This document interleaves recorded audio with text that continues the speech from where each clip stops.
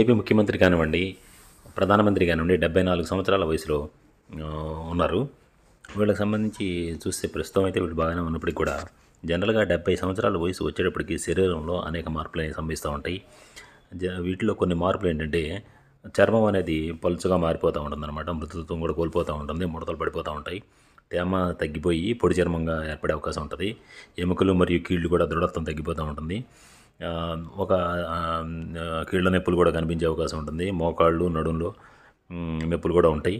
తర్వాత మెమరీని సంబంధించి బ్రెయిను, మెమరీ అంటే మతిమరుపు సమస్య పెరిగే అవకాశం ఉంటుంది. అల్జీమర్స్ వంటి సమస్య కూడా వచ్చే అవకాశం ఉంటుంది.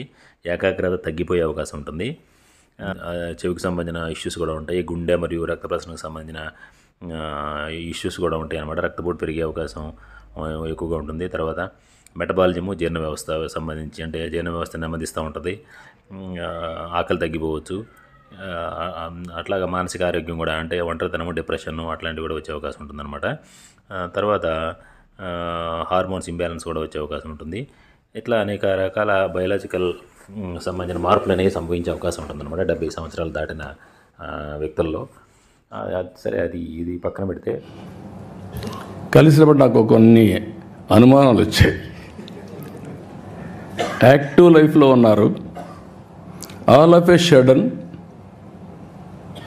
రిటైర్డ్ లైఫ్ మారుగా హ్యాపీగా ఉన్నారు, ఎట్లా స్పెండ్ చేస్తున్నారు మీ టైము అని అడిగాను. ఎందుకంటే ఇప్పుడు నాకు కూడా ఆ పరిస్థితి వస్తే ఇప్పటి నుంచే ప్రిపేర్ కావాలి కాబట్టి. ఆయన ఒకటే చెప్పాడు,